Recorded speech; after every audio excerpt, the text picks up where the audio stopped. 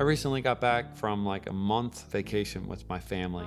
We were in Europe, and my wife remarked about how less I was on my phone, which is always encouraging and a bit convicting, because it makes you realize, man, maybe I'm on my phone too much at home. But I think part of it was just a time change, because it was so early in the States that by the time people were awake, it was always halfway through the day, and I'd been present with my family. I'd been still. And I realized there's some things that haven't changed in the church. There's some things that haven't changed in terms of the challenges we face as Christians and the way that our faith intersects with the world that we live in. But one thing that has changed is we are increasingly less and less capable of being still. The world has become more and more focused on productivity and doing, so much that you might almost say that we should not call ourselves human beings anymore. We should just call ourselves human doings, because we tend to define ourselves so much by whatever it is that we're doing in the moment and not necessarily how we're being.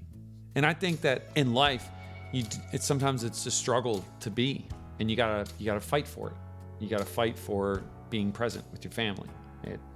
You gotta fight for being a good husband. You gotta fight for being a father. People fight for the job they have, or the education they want, or the rights they want. More and more ever now, we live in an age when everybody's fighting for something, some sort of cause. And so then the idea that to achieve that, you'd actually need to do the exact opposite feels entirely counterintuitive and counterproductive. Yet when it comes to faith, more and more I'm realizing that that's what you have to do. Over and over again in the Old Testament, you see stories where God tells people, go stand over there and wait, and I'm going to go do this for you.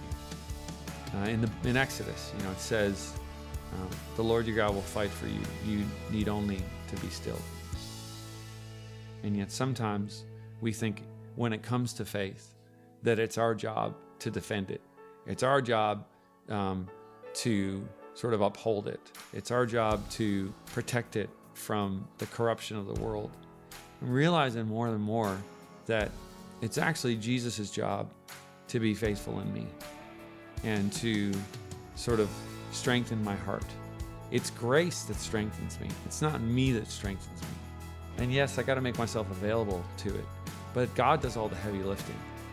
In reality, God cares more about my marriage than I ever could.